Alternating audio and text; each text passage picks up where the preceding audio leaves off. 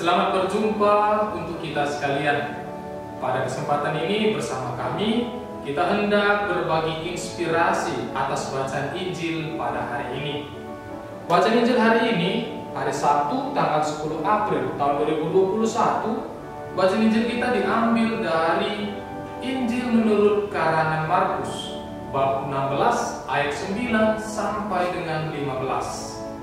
Nah, sebelum kita mendengarkan sabda Tuhan, mari kita terlebih dahulu berdoa.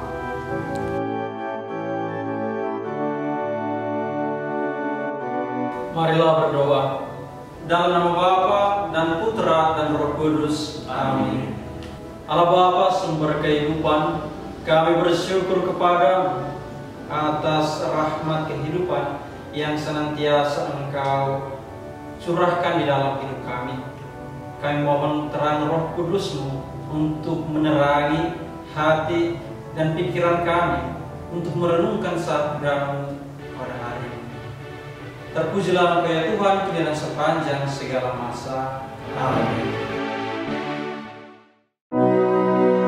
Nah, sekarang kita akan mendengarkan bacaan Injil hari ini. Mari kita mengikuti. Bacaan dari Injil menurut karangan Markus, bab 16 ayat 9 sampai 15. Setelah Yesus bangkit pagi-pagi pada hari pertama minggu itu, Ia mula-mula menampakkan dirinya kepada Maria Magdalena. Daripadanya Yesus pernah mengusir 7 setan. Lalu perempuan itu pergi memberitahukannya kepada mereka yang selalu mengiringi Yesus dan yang pada waktu itu sedang berkabung dan menangis. Tetapi ketika mereka mendengar bahwa Yesus hidup dan telah dilihat olehnya, mereka tidak percaya. Sesudah itu, ia menampakkan diri dalam rupa yang lain kepada 2 orang dari mereka, ketika keduanya dalam perjalanan keluar kota. Lalu kembalilah mereka dan memberitahukannya kepada teman-teman yang lain. Tetapi kepada mereka pun teman-teman itu tidak percaya. Akhirnya Ia menampakkan diri kepada ke-11 orang itu ketika mereka sedang makan, dan Ia mencela ketidakpercayaan dan kedegilan hati mereka, oleh karena mereka tidak percaya kepada orang-orang yang telah melihat Dia sesudah kebangkitannya. Lalu Ia berkata kepada mereka, "Pergilah ke seluruh dunia, beritakanlah Injil kepada segala makhluk." Demikianlah Injil Tuhan. Terpujilah Kristus. Nah, saudara-saudari, sekarang kami akan membagikan kesan kami masing-masing atas bacaan Injil pada hari ini. Yang menarik ataupun berkesan bagi saya dari bacaan Injil pada hari ini, yakni pada ayat 15. Di sana dikatakan bahwa pergilah ke seluruh dunia, beritakanlah Injil kepada segala makhluk. Kata-kata ini mengandung suatu perutusan bagi setiap pengikut Kristus. Kita ketahui bahwa situasi para murid saat itu sedang diliputi oleh ketakutan.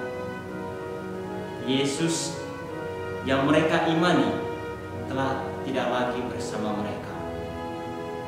Namun, Yesus telah memberikan makna kepada mereka tentang kesengsaraan dan telah memberikan kepada mereka pengharapan.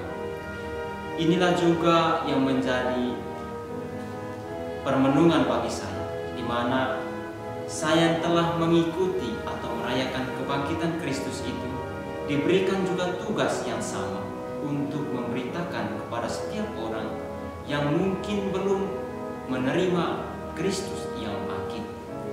Dalam kehidupan sehari-hari, hal ini dapat saya terapkan melalui sikap dan juga pola hidup saya yang menentukan, yang menjadi ciri khas bagi saya sebagai pengikut Kristus, yang pada akhirnya nanti juga sebagai pewarta kabar gembira.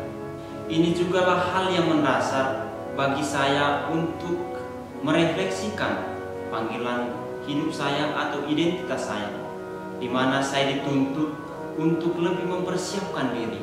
Dan bagi kita semua sebagai pengikut Kristus, kematian Kristus tidak memadamkan semangat kita untuk beriman kepadanya, karena Dia sendiri telah memberikan pengharapan yang besar kepada kita melalui kebangkitannya. Ayat yang berkesan bagi saya ialah ayat 14. Pada ayat ini kita mendengar bahwa Yesus menampakkan diri kepada ke-11 murid yang tidak percaya akan warta keselamatan yang disampaikan oleh Maria Magdalena dan 2 orang yang dijumpai Yesus dalam perjalanan. Ayat ini mengingatkan saya untuk percaya bahwa dalam setiap peristiwa hidup yang saya alami, suka maupun duka, senang atau tidak senang, Allah selalu hadir di sana dan memberikan pesan kepada saya untuk percaya akan keselamatan yang datang dari Allah. Yang menarik bagi saya dari bacaan Injil hari ini itu terletak pada ayat 11. Dikatakan di sini, ketika mereka mendengar bahwa Yesus hidup dan telah dilihat olehnya, mereka tidak percaya. Ayat ini tentu berkaitan dengan ayat sebelumnya dan ayat sesudahnya. Mereka tidak percaya itu mungkin sesuatu yang wajar, karena memang iman itu harus diuji. Yesus menampakkan diri kepada murid-muridnya merupakan bukti dari kebangkitannya.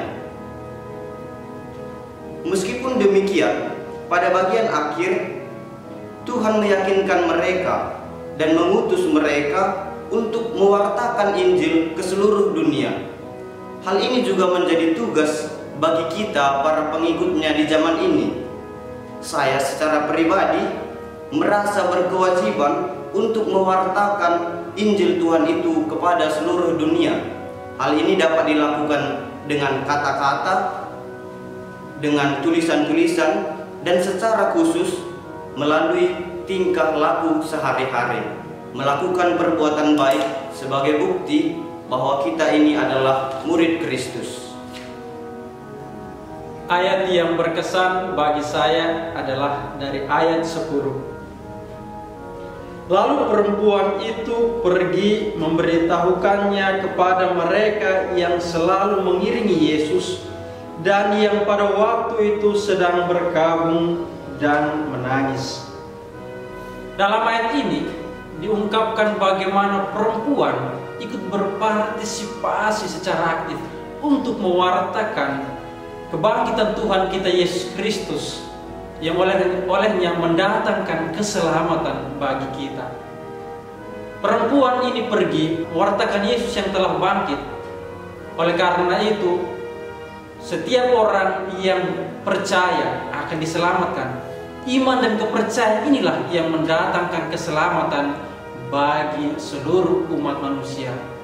Kerap kali kita sebagai manusia terbendung oleh kelemahan kita untuk tidak mengerti, memahami pewartaan Tuhan kita Yesus Kristus, sehingga ketika Tuhan kita menderita dan wafat, kita terpuruk merasa Tuhan kita tidak berdaya. Namun karena kebangkitan, kita diundang untuk percaya bahwa kebangkitan inilah yang mendatangkan keselamatan dan iman bagi kita. Ayat yang berkesan bagi saya ialah ayat 9. Dikatakan demikian.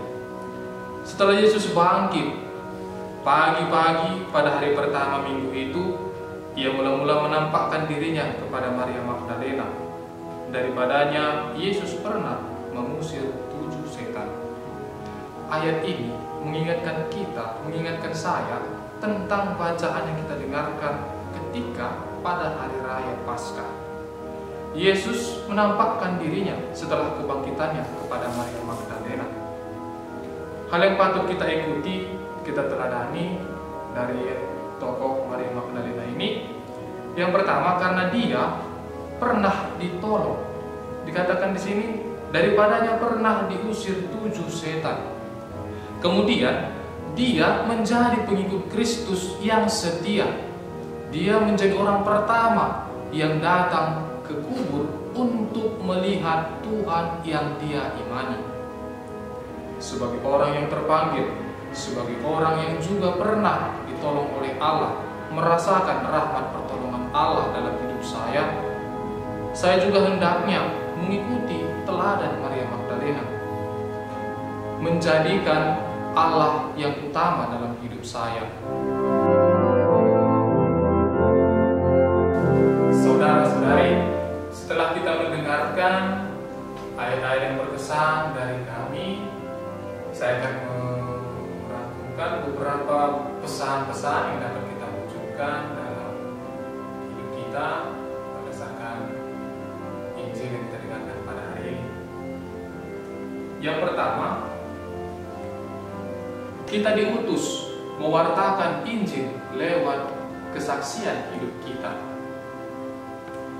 Lalu yang kedua, dalam segala pergumulan hidup, mari kita diajak agar tetap mempercayakan hidup kita kepada Allah. Lalu yang ketiga, kita diajak melakukan kehendak Tuhan dalam hidup kita. Lalu yang keempat, kita juga diajak mari mengimani Yesus agar kita memperoleh keselamatan daripadanya. Lalu yang kelima, kita diajak menjadi pengikut Kristus yang setia dan menjadikan Allah yang utama dalam hidup kita. Demikianlah pesan-pesan atas bacaan pada hari ini. Marilah kita berdoa.